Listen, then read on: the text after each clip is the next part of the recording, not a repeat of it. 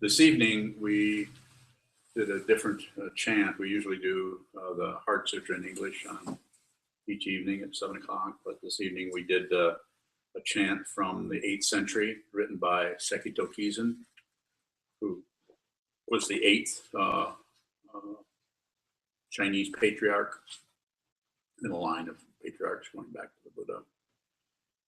And he wrote this, it's attributed to him. And Sandokai, I have a copy of it here, and you all have, all those, you in the Zendo here have a copy of it.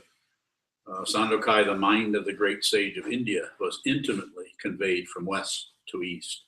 Among humans and human beings are wise ones and fools, but in the way there is no northern or southern ancestor. It goes on like this, and there's several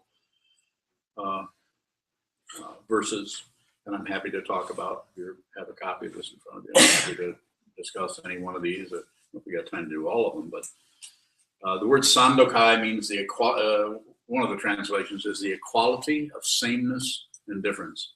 So it's a commentary on how relative truth, we all know, black and white, up and down, back and forth, good and evil, all the polarity we have, the 8 worldly dharmas of success and failure and praise and blame.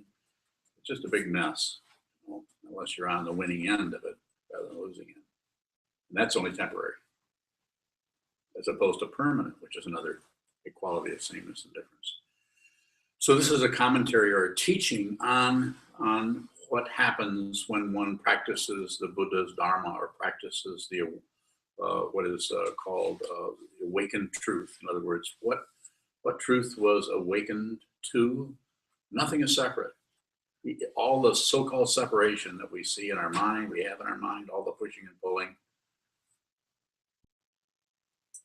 is not that fundamentally, is not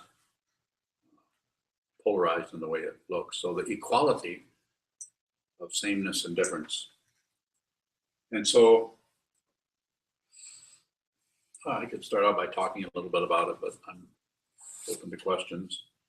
The mind of the great sage of India was intimately conveyed from west to east. So the mind of the great sage of India was the Buddha, was intimately conveyed from west to east, from India to China. And the idea there of his mind, or Buddha nature, means the awakened truth was conveyed in a teaching by a teaching person.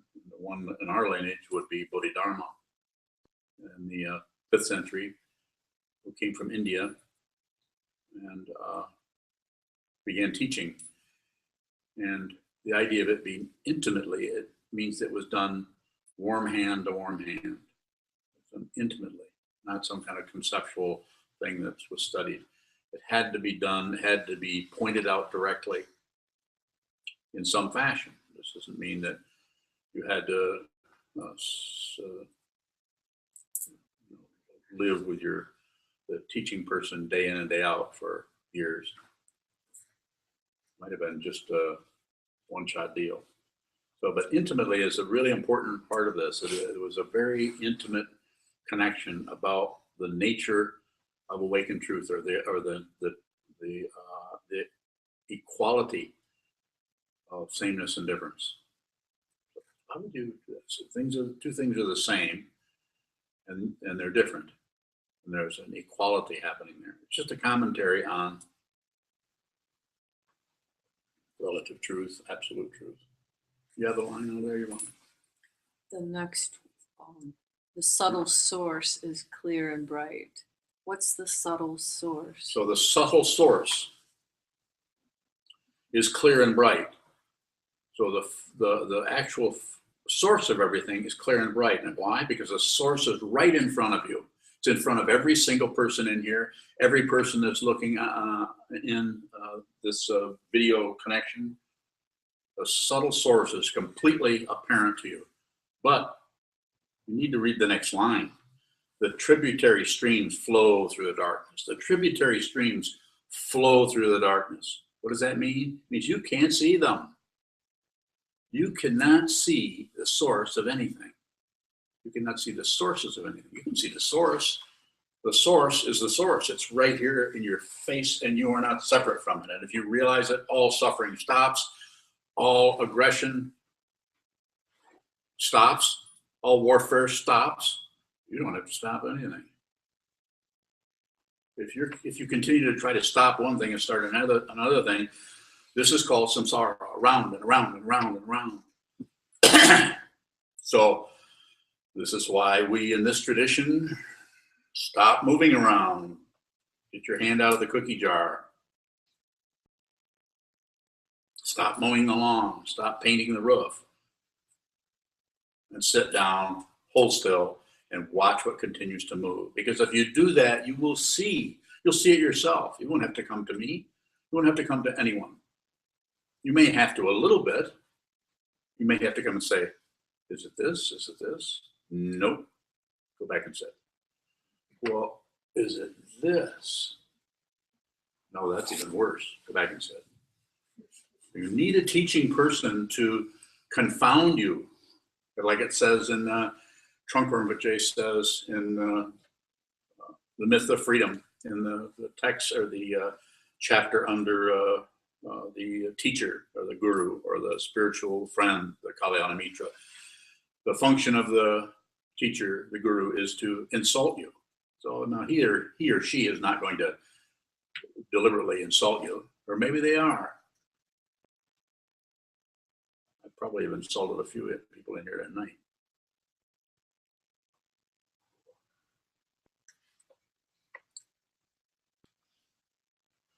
Why would that work? The way that may work is then you could see the way you're grasping at a self that is right or wrong, grasping at an other that is right or wrong. It's the grasping is the issue. The relativity is you're going to have relativity. You're going to have, as long as there's a ball of dirt in the middle of nowhere, we're rotating around a much larger ball of fire, which is what this is, by the way. You're going to have plus and minus, up and down, night and day.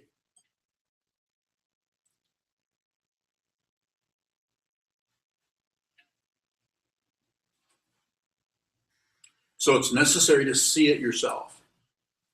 You have to see it. And if you're lucky, you will run into somebody that you will have such chemistry with, such a connection with, that they will help you see it. Because this is a transmission from the Buddha to the present day. I'm not saying there are other lineages where awakening occurs. There are. The Advaita tradition out of ancient India, the teaching of the Upanishads, which came before the Buddha, quite a bit of it did.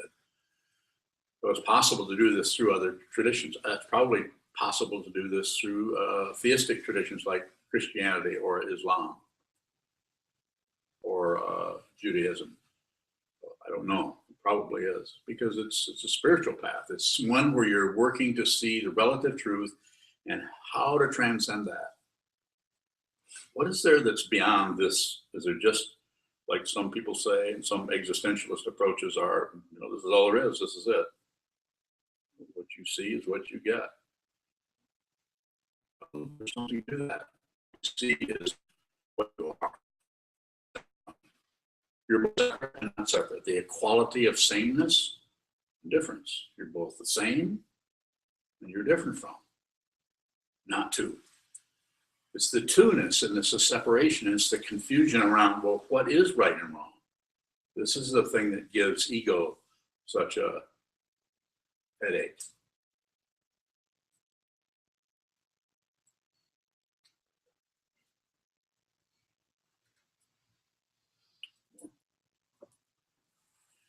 Or anyone else here for that matter.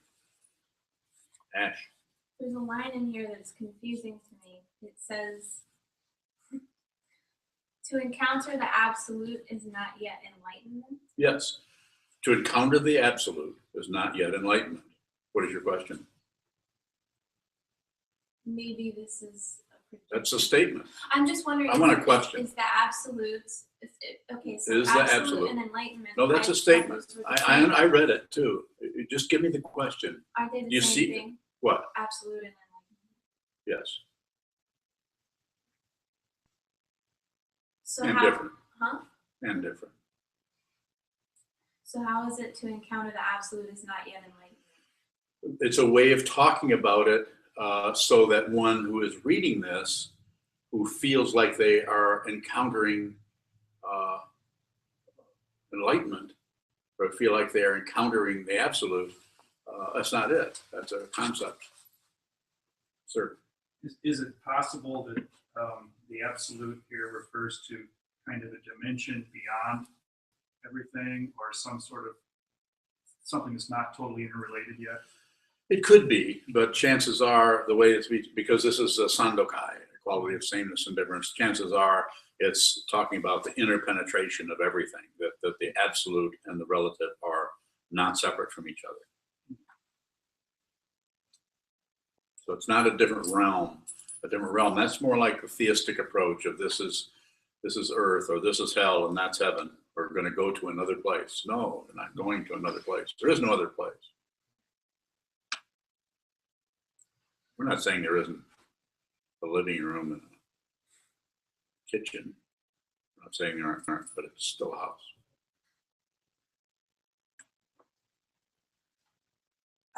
The four elements return to their nature as a child to its mother. Is that Buddha nature? The four elements of we die and go back into the four elements, return to their nature.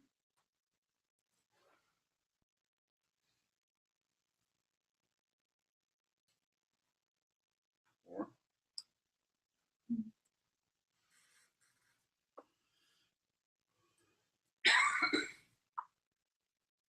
Not right now. Shoka. Form makes the character and appearance different. What is character and appearance? Well, of something being angular or bright red or light blue makes, something over here is painted this color, something is this color, or something is really strong and powerful and something is weak and retiring. So form makes the character and appearance different. What's the next line? Sounds distinguish comfort and discomfort. What the hell does that mean? Bad music and good music? I think of it like, dislike, and neutral. Sure.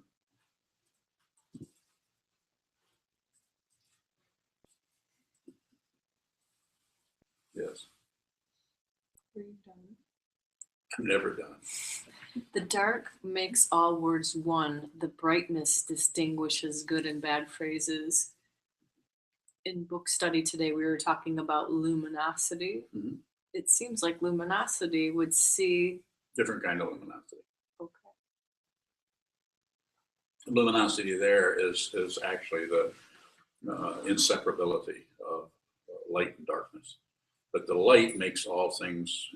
We can see the differences, the lightness. But if it's dark, it's like one situation. So that's why ignorance is awakening,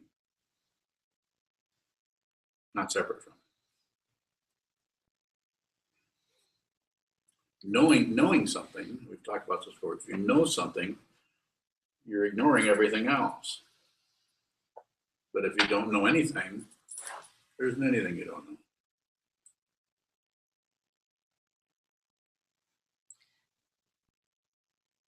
Notice this kind of silly grin on my face. Because I'm silly.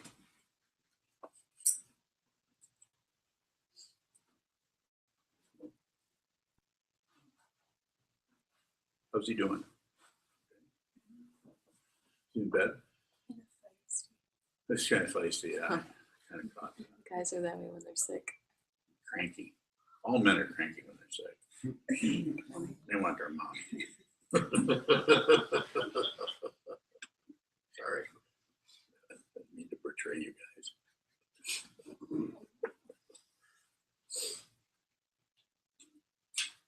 Yes, sir. Jeff? Back to the absolute. Yes. Down a ways, about fourth stanza from the bottom.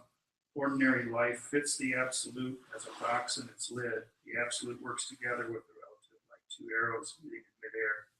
What is the absolute in that? It's a way of separating things out things that are actually aren't separate, but separating them out so we can talk about them. So say we can talk about a way. Well, one of the ways you can say it's like a box and its lid. You gotta have the box has its lid. Back to Chittamatra, there's the conceptual level, the dependently arisen level, and then I think the absolute level top down, right? Is Well, Buddha nature.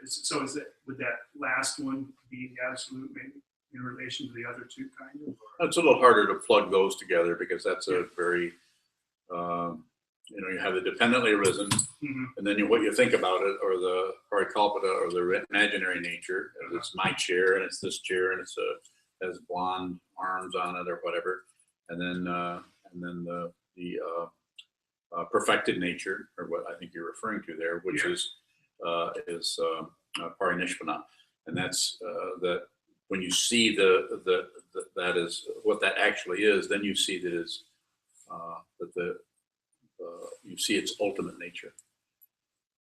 So whereas when you talk about a box and a lid, that's more relative, a little bit closer to the two different things, box, lid. And then when you go two arrows meeting in midair, that really doesn't ever happen. But we can think about it. You shoot this arrow and this arrow, and then so you have two things that are very relative, but that they would hit each other as more like evoking some kind of ultimate situation because it's so rare. We're spending billions to do that. Yeah. Possibly is that a way of saying how closely connected they are, because that's such a You could. perfect. It is a perfect match. Yeah. I even named Nishikai as a word that's two arrows meeting in midair. I named someone, gave someone that Dharma name here when they were here a while back. They're gone now. I got a Facebook message from Nishikai not too long ago saying, "I miss you guys. I wish I hadn't left." It took him 2 years to say that.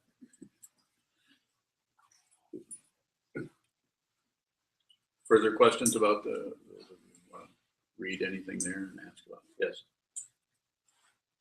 The line, do not judge by any standards. Yes. Is that indicating we shouldn't have any ethical standards? No, we need guidelines, just like we have our 16 precepts. Don't kill, don't steal, not to kill, not to steal, not to say things that aren't true.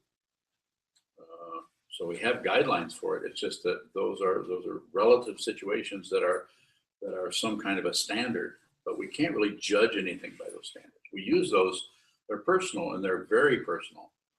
When if you receive Jukai or any kind of standard, wouldn't have to necessarily go towards the 16 precepts, but anytime you have any standard, there's always exceptions to that. There's always things that rise above it and things that you can't. It's like trying to figure out some kind of formula where you can do everything the same way. Just like the situation with someone who teaches meditation.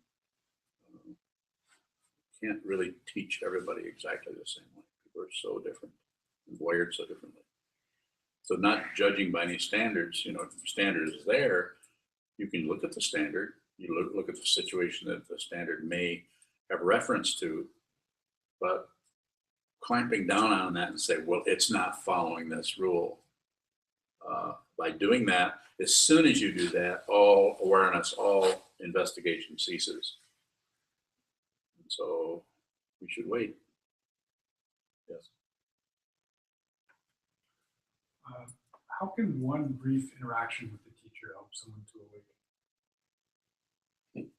I think it's possible if the person who is the student is open, then which is unusual, but if they are, then it can help them. And also that brief interaction might take years to come to fruition. What my teachers said to me early on took years for me to understand what was being said. It was very simple. Yes. In some things I've read about Dzogchen, that form of Tibetan, they talk Yeah. about their, like the way it really starts when the teacher reveals mind's original nature to the student. Pointing out instruction. Yeah, and then the student stabilizes that realization. Is there something kind of analogous to that in Zen, like mind-to-mind transmission? Dzogchen and Zen are two different words for the same thing. And did Chogyam Trungpa Rinpoche talk in that? He talked about Mahāti, which is the highest tantra of the 6 tantras. That when he talk about 9 yanas, which comes out of the Mahāti or Dzogchen tradition, you talk about that, then the highest tantra is Mahāti. But you use the phrase pointing out. Pointing out the nature of reality. But that's what Sandokai is doing. It's pointing out the nature of reality over and over again. The subtle source is clear and bright. The source of everything is right in front of you. It's called Buddha nature. And then it says the tributary streams flow through the darkness. To be attached to things is illusion.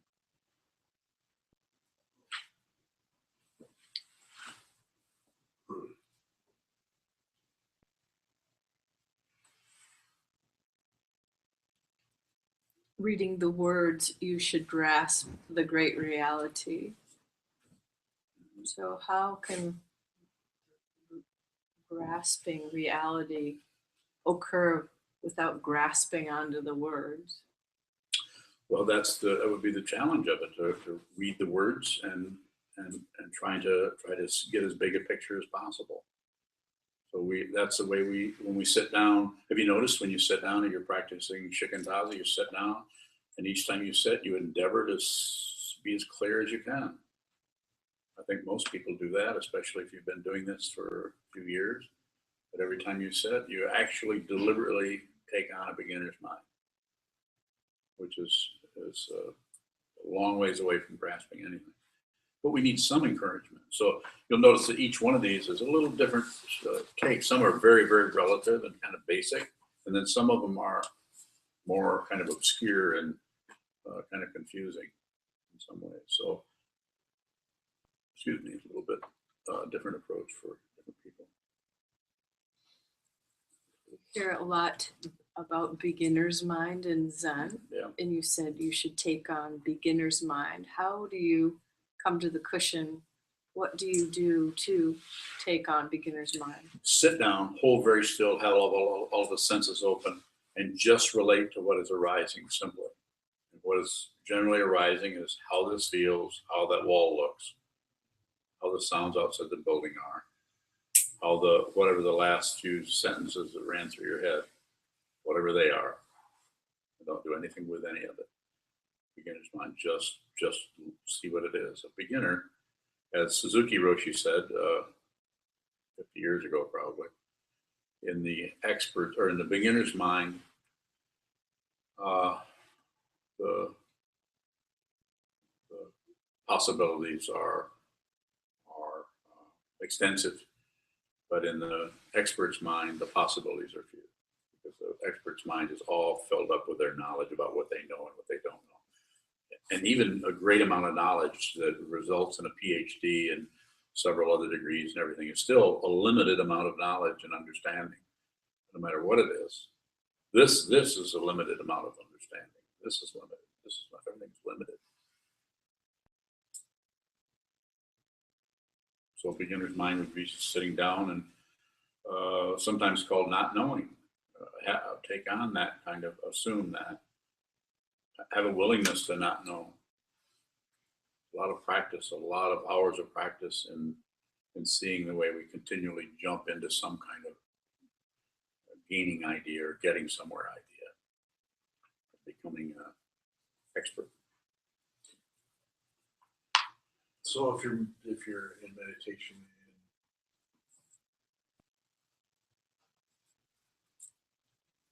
it sort of turns to just a lot of dream-like thoughts, just Dreamlike thoughts. Okay. you don't know where they're coming from. How Can that be beginner's mind? Yeah, that's cool. Could be. If you do nothing with it. Don't do anything with it. Sit down, dream like thoughts. Sit down, blank mind, empty mind, beginners. Dream like thoughts. Encyclopedia. Doesn't matter. Jeff. The pointing out, when the student is shown this, is that the same as being enlightened for that time?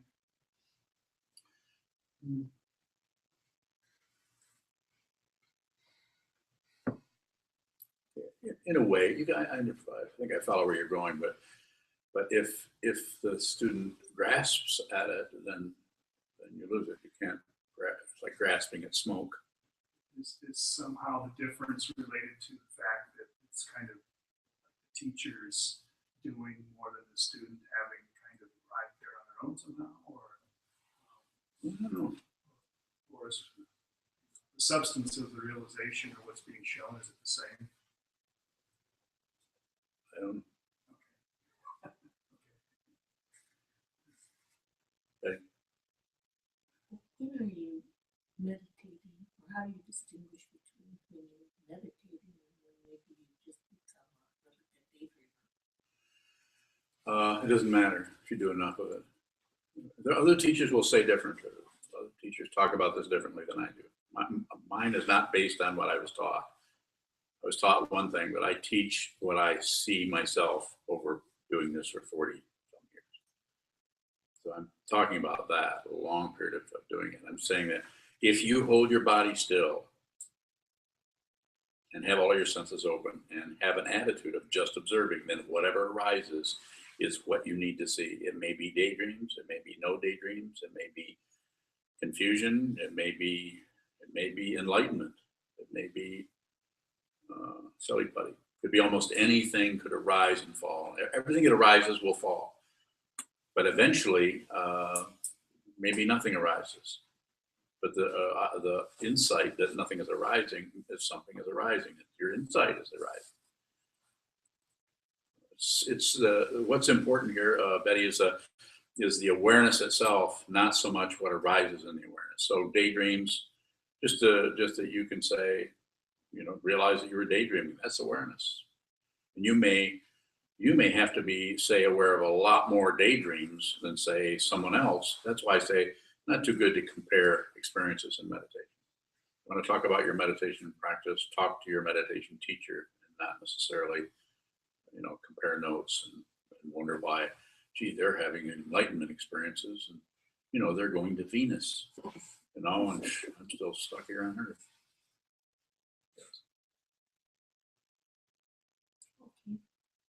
I like that.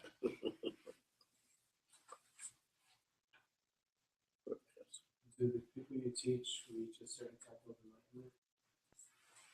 I don't know. Do the people that I teach reach a certain type of enlightenment? I have no idea what they're reaching. How does one know if they discovered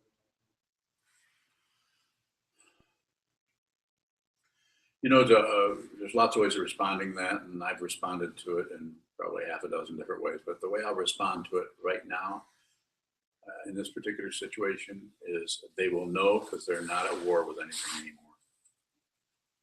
If you're at war, you're trying to grind your axe on somebody else's forehead. If you're upset about somebody or something, I don't care how wrong they are.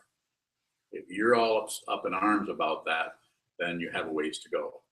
I don't care if you've been meditating for 30 years. So, but to see that you're no longer at war, this doesn't mean that you're some kind of a wimp. You sit around and let people push you around. Oh, go ahead and push. I'm awake now. I don't have any problem with anything.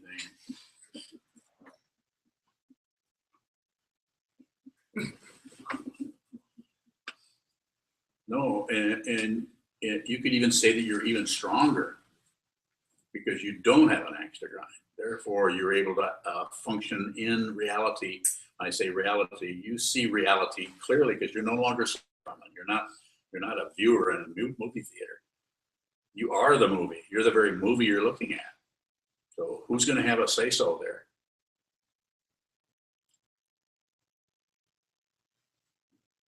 Makes sense? Good. So that would be a way you could tell, is if there's no more, negative energy going out to take down your enemy or blame, no blaming.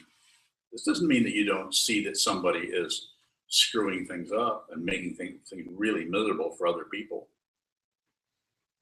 out of their own, having their own head up their butt. You may be more clear about that than anybody. You're so clear about it that you not only see what's happening, but you see the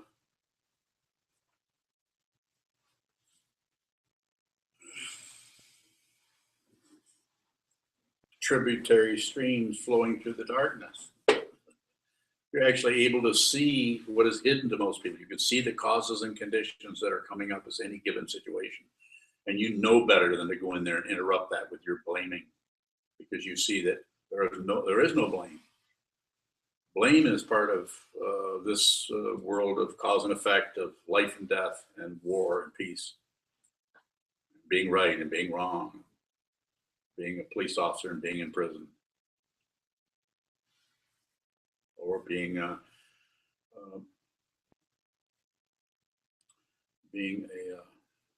therapist and being an addict. Another kind of polarity. All kinds of polarities. So less warfare. If not, it's altogether gone. On the other hand, this doesn't mean that you may not be very energetic and aggressive in some situations, but you don't do it out of hatred for sure. And there may be irritation, there may be some anger in it, but it's all very simple situation. It's not, there's no solid being anywhere who's all pissed off about something. That's how you would know. Further questions are good. We have a few minutes left. You don't have any phone call? Shane's on. Yes. Goes on. It says, if you do not see the way, you do not see it even as you walk on it. Yes. A question came to mind on that. Is it possible to see the difference between grinding the axe and then using the axe to chop wood? Mm-hmm. Grinding the axe, you mentioned grinding the axe, like if you have. Like on somebody's forehead? Yeah. Or but you also mentioned that it's not going to be like you're passive now that you're enlightened. Yes. You might just have more strength to use the axe. Yes. What's the question? Can you tell the difference between the grinding the axe into the forehead and then using the axe appropriately? The person who is still self-centered, who thinks there's a correct and an incorrect, and still operating out of fear of being wrong and desire to always be right, or fear of being embarrassed and desire to be the winner and the person with the big headpiece. If there's no fear in, if that fear is not operant, you could say, then one is functioning just out of the situation, and you yourself may witness yourself being what a while back you may have criticized as I'm being too aggressive, or you may have criticized as I'm not being forceful enough. I'm just letting people get away with everything. You'd be this commentary going on, but the functioning out of the source to actually just function in that way.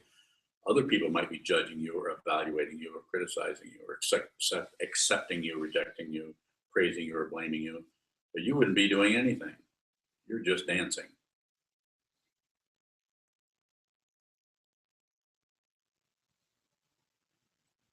Might be a very bad dance to someone. Might be a very good dance to someone else. You're just functioning. You're witnessing you're functioning at the same time. Others are.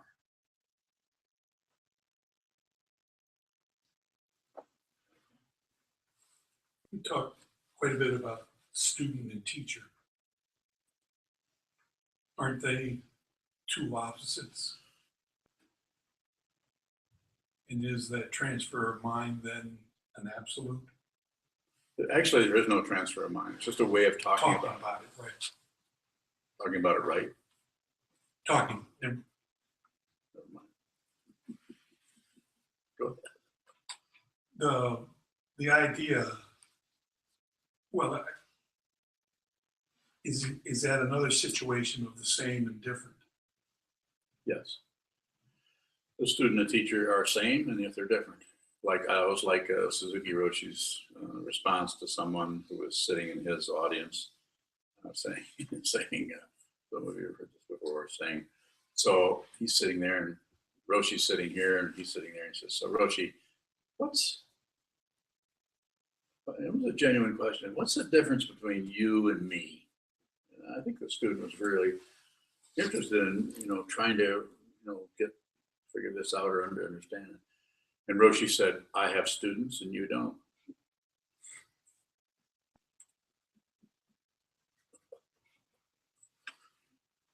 Some people think that's funny and some people don't. I have humor and you don't. But isn't it the student who must really do the act? Do what act? Move. The student needs to see what is true. And so the teaching person, he or she, encourages that person to do it themselves.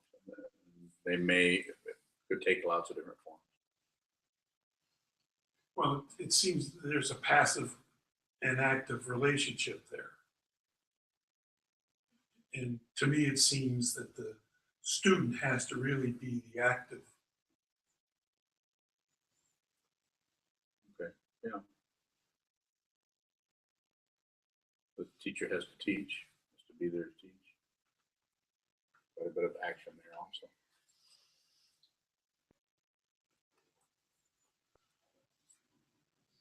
We have 1 minute. We have a 1 minute question. Talked about enlightenment a while ago, and you can tell if you're enlightened.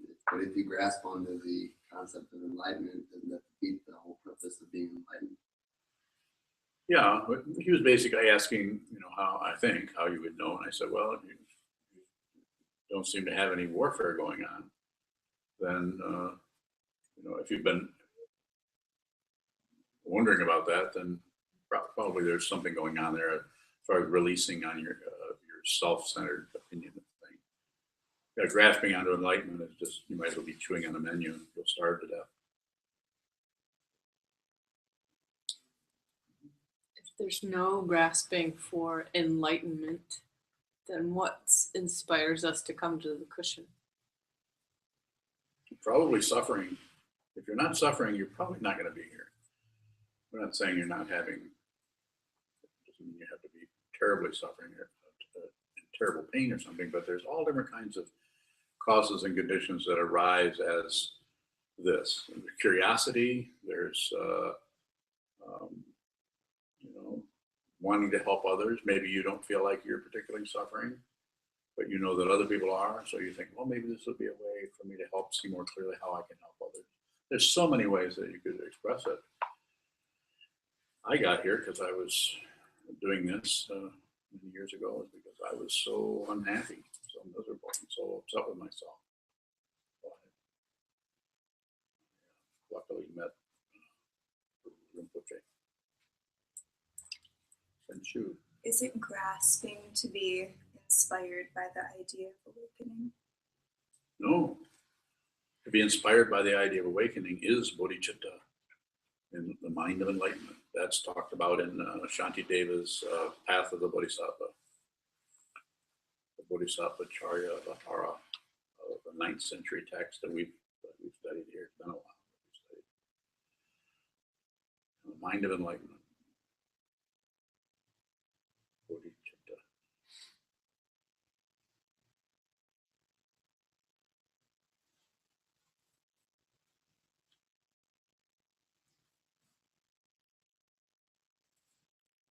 How is sitting still in meditation help suffering?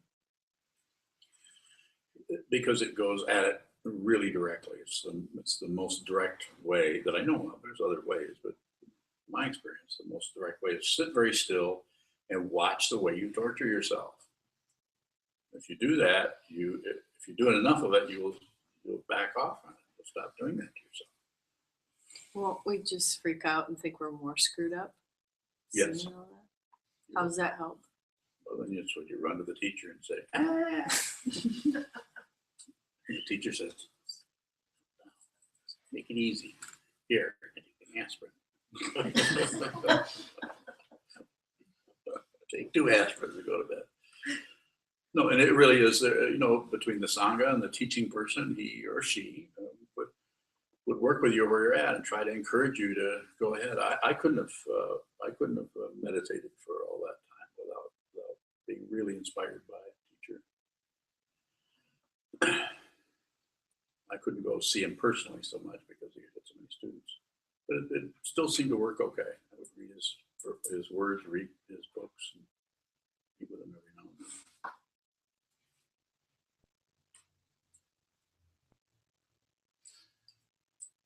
Any other? Is it possible to know the absolute or to see the absolute, or are they 2 different things? I know it's multiple choice. Let me see. Is it possible to see the absolute? No, it's not possible. Is it possible to know the absolute? No, because It's not possible. no, because it's not. You can't know something that you are.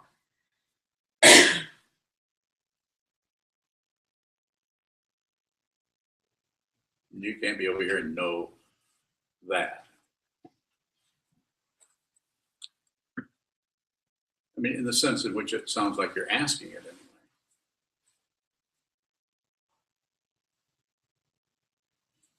You can't know it as, it's not information. It's not even knowledge particularly. Like the great sage of in India passed away in 1981, I think it was, Nisargadatta Maharaj said all knowledge is ignorance. So he's basically saying that anything you know, you're ignoring everything else. All knowledge is ignorance. Yes, Jeff. It's kind of more of a mundane question, but you referred to Trungpa and your relationship with him. Yeah. I was kind of wondering if your relation with Kobun was, did you have more personal contact with him over time or not so much? It was a different kind. I was actually physically very close to him and hung out with him and talked to him and had dinner with him. I had dinner with Trungpa Rinpoche too, but there's a lot of other people. But he was a completely different style of teacher. But so a different kind of teaching. But it wasn't like you actually sat retreats with him and went for formal interviews with him, things like that. He never would hold still long enough for me to have a formal interview with him. I talked to him quite a bit. I sat down, I had an interview with him sitting, here's altars here, and he's sitting there and I'm sitting there, and we're in a room together and we're talking back and forth. So that was a pretty strong session that I remember vividly. But I also practiced, I went to a 3-month-long Vajradhatu seminary in Alberta province in 1980, where I studied with Trungpa Rinpoche there. Saw him just about every day for 3 months. Any other questions? Betty? I think you said in response to his question, you said, can you know the absolute? And you said you can't know what you are. Yeah, So each of us is the absolute? not separate from it. So that's the way it's a little bit obscure to say it that way, but what you're looking for, you already are. You are what you're looking for. But it's covered up by the individual ideas about yourself, or the plus and minus, and the talents and the lack of talent, and all the relative things that come together. But your fundamental nature is not separate from that. If you realize that, then the warfare is over. And the fear of dying This doesn't mean that you say, oh, yes, go ahead. I don't care. I won't even take my medication because I don't care if I live or not. So it's not like a not caring. It's just that if that comes up, then you look at that as something that you'll look at. You're interested in that. You have an interest in what is that. You have an interest in your life. Rather than, I often say, very often say, I say, don't miss your life. Don't cover your life up with medications and drugs and preconceptions and ideas and get way back into a corner where you're not actually here. You're not feeling the situation moment by moment as it arises. You know, the minute you start planning anything, you start to cover up your life. Don't misunderstand. I'm not saying we shouldn't have some plans, a little bit, but they should just be a little scrap of paper with a couple things that we're going to do. That'd be enough. Maybe the wind will catch it a little bit. You might have to live without a plan. Yes. One more. Go ahead. So you can't know the absolute. I don't think so. But I'm not sure. I'm not absolutely sure. But then you said you're not separated from it. Yes, not separate. Is that as near as we get to the absolute? This is a trick question. Are you a atomic physicist in disguise? I don't know. It's as valid a question as any, I suppose. But I really wouldn't know how to respond to that other than giving you some screwball answer. To me, it just seems that this the point of this prayer or this chant. The chant is that Sandokai. they are different and the same.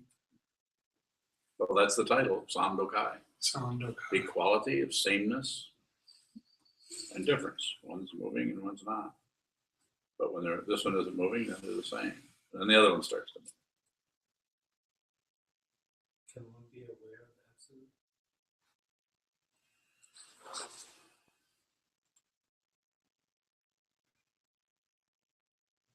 Probably not exactly. We're aware more of relative things that are arising and falling, but everything that arises and falls arises in the absolute. So you can't be it's like, can you be aware of the air in this room? I mean, kind of. Especially if you filled up with smoke, but that's not the air, that's the smoke. But when you say the air, when you take all the air out, then it's a vacuum. So it's kind of like being aware of space. You can only be aware of space if there are forms in it. Just a way of talking about it. Forms provide the freedom. Well, they provide the shape. So we should close. We're after 9. Thank you. Thank you. We'll do the dedication of merits.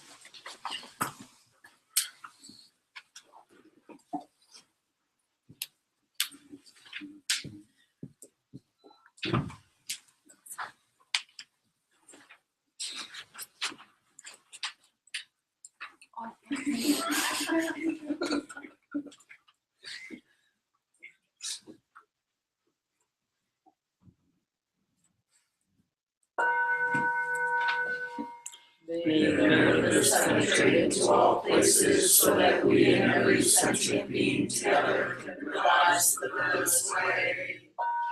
Jiro san chi shi shi song sa ko sa mo ko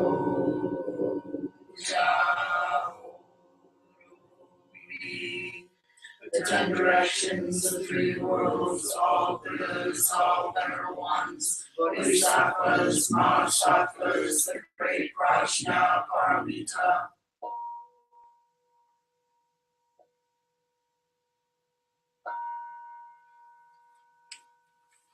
Thank you all for coming. Thank you.